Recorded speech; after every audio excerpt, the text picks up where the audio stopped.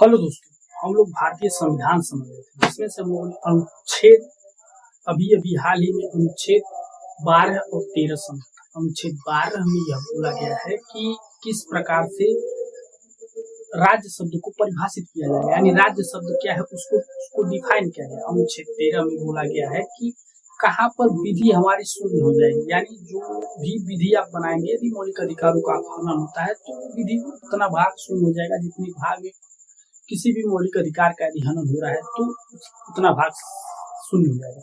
12 और 13 में तो डिफिनेशन दिया गया। उसके बाद अनुच्छेद 14 से 18 प्रारंभ होता है, जो कि मौलिक अधिकारों का मेन जो सेक्शन है वो प्रारंभ होता है, जिसमें से प्रारंभ होता है समानता का अधिकार। समानता का अधिकार या समता का अधिकार जो है अनुच्छेद 14 से अनुच्छेद 18 तक है। अब इसमें हम लोग देखेंगे अनुच्छेद 14 में क्या दिया गया है। तो देखिए अनुच्छेद 14 में बोला गया है कि विधि के समक्ष समता और विधियों के समान संरक्षण।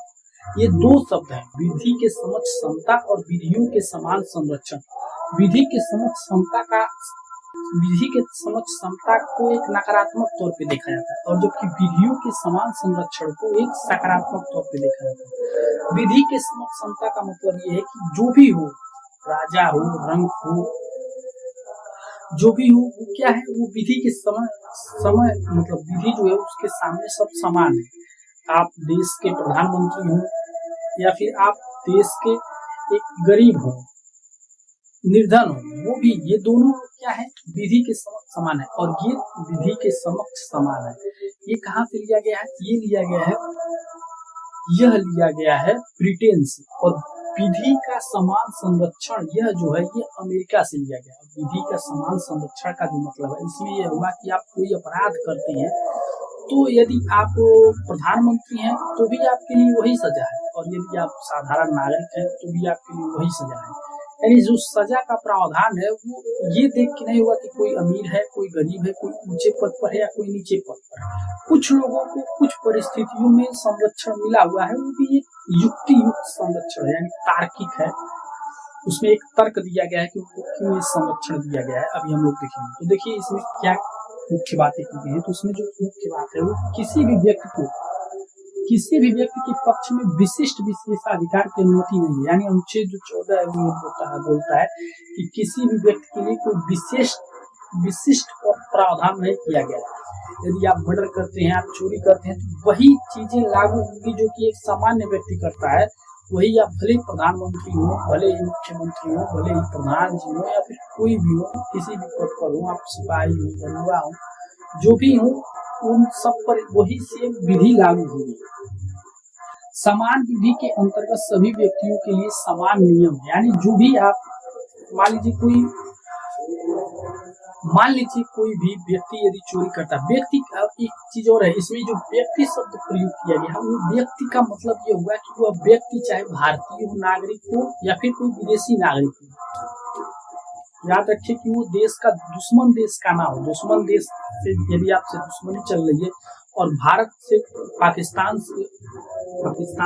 दुश्मनी है, तो पाकिस्तान से भी कोई व्यक्ति आ रहा है तो उसको भी विदेशी व्यक्ति के तौर पर नहीं ट्रीट किया जाएगा, उसे दुश्मन देश के व्यक्ति के तौर पर ट्रीट किया जाएगा, जो कि एक अलग मामला होगा। जबकि साधारण यदि कोई व्यक्ति टूरिस्ट मान लीजिए कोई आया हुआ है अमेरिका से या फिर ब्रिटेन से या फिर फ्रांस से, जर्मनी से, कहीं से कोई टूरिस्ट आया है, तो वो भी यदि आकर के यहाँ पर कोई अपराध करता है तो उसको भी मतलब समान दृष्टि से देखा जाएगा, उसके लिए भी समान प्रावधान किया जाएगा, जो कि भारतीय दंड संहिता में होगा। उसी के हिसाब से उनको भी दंड दिया जाएगा।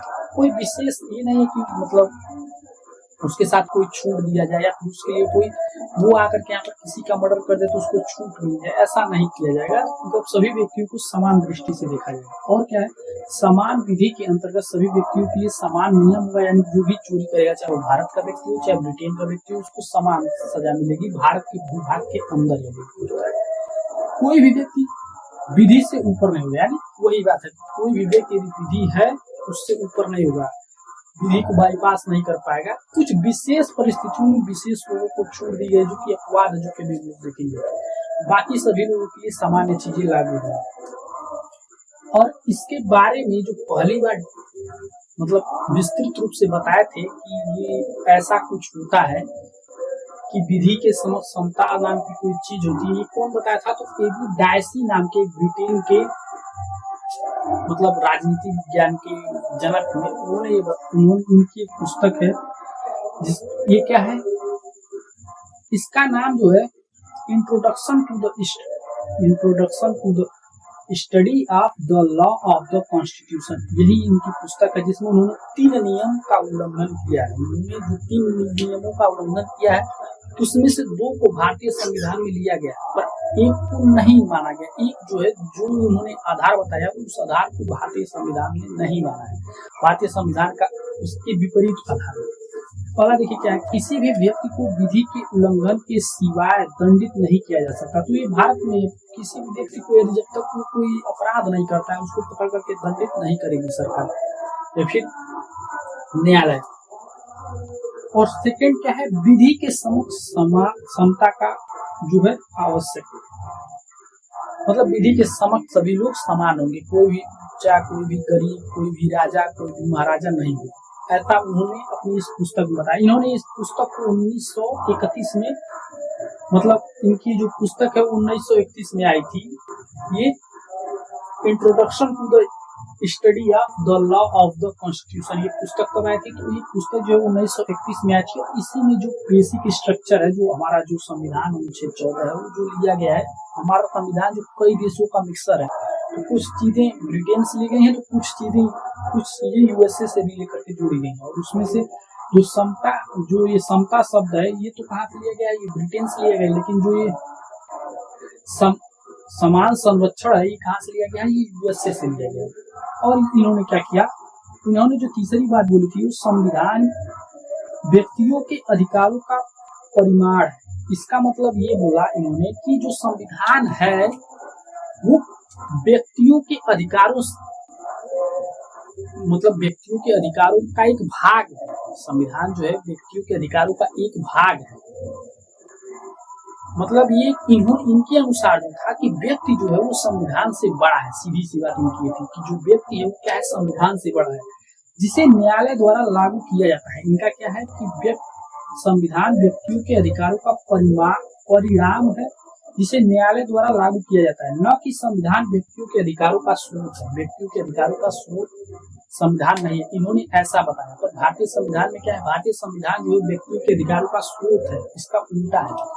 भारत में व्यक्तियों का जो अधिकार है वो भारतीय संविधान उसका स्रोत है, व्यक्तियों के अधिकारों का। भारत का व्यक्ति नहीं है संविधान का स्रोत, संविधान जो है व्यक्ति के अधिकारों का स्रोत है। भारत में संविधान का शासन है भारत। तो ये जो है चीजें उल्टा हो जाती है। और देखिए ये जो विधि के समक्ष समानता, किसको किसको छूट मिली है उसमें, यानी कौन चोरी करेगा तो, या फिर कौन आकर के कुछ भी बोल देगा तो उसको छूट मिली है।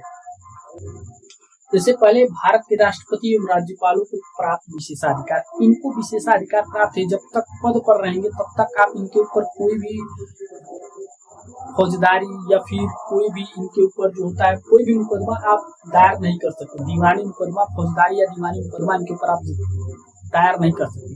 दीवानी मुकदमा इनके ऊपर चलाया जा सकता है, लेकिन उसके पहले इनको 2 सप्ताह के पहले, या फिर राष्ट्रपति हो या राज्यपाल हो, इनके ऊपर चलाया जा सकता है कुछ विशेष परिस्थितियों में। लेकिन उस मतलब इनके ऊपर चलाने से पहले इनको सूचित किया जाएगा 2 हफ्ते पहले, यानी लगभग 14-15 दिन पहले इनको बता दिया जाएगा कि आपके ऊपर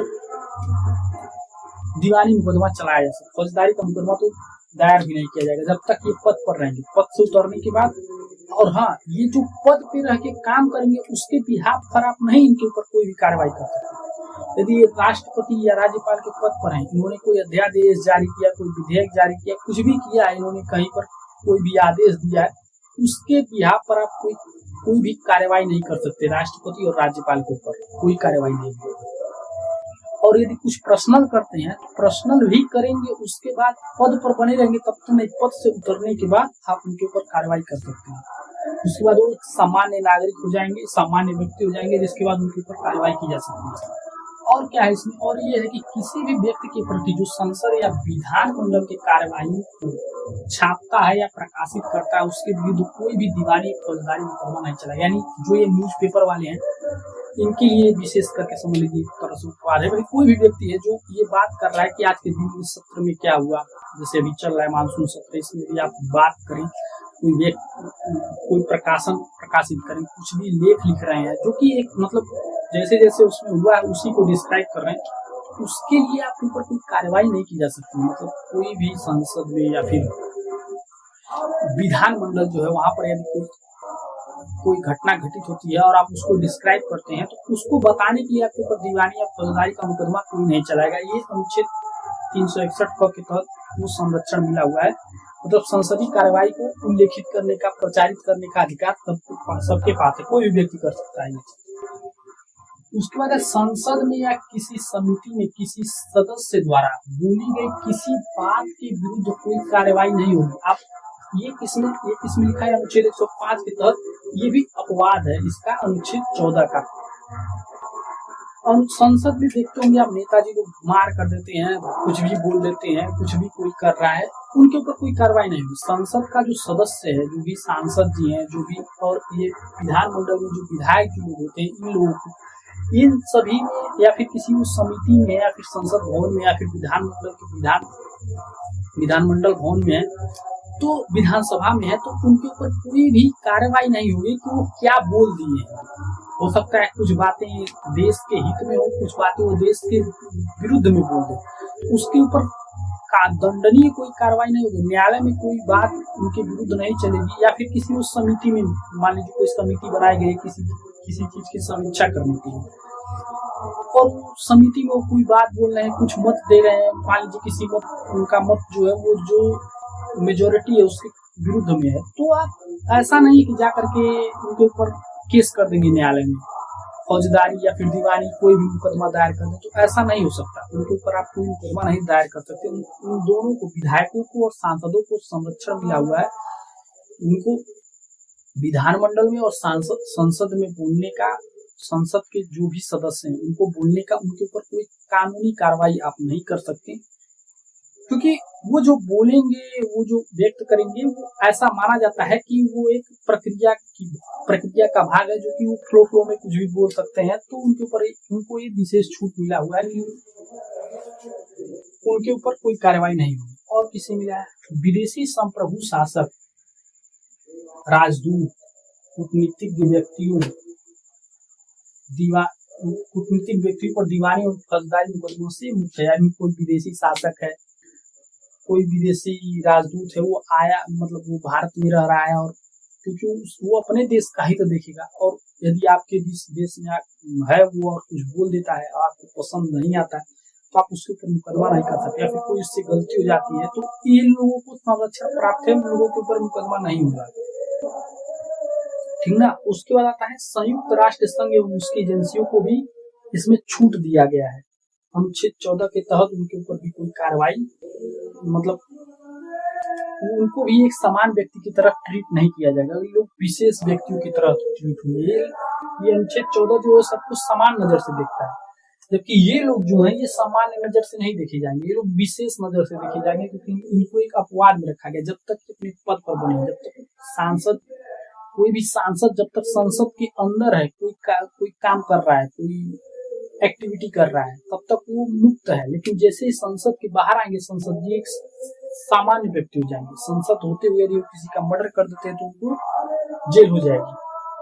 लेकिन यदि संसद के अंदर वो कुछ ऊट-पटांग कर देते हैं या फिर किसी को गरिया देते हैं, वो देखते होंगे गाली गलौज सब मार झगड़ा करते रहते हैं संसद के अंदर, बाहर जाकर के उनके ऊपर कोई कार्रवाई नहीं होती। वो संसद के अंदर ही जो सभापति महोदय होते हैं वही जो कार्रवाई करनी होती है करते हैं। किसी को बाहर निकाल देंगे, किसी सत्र, मतलब सत्र को, या फिर उस दिन के सत्र को रद्द कर देंगे, यही सब करते हैं।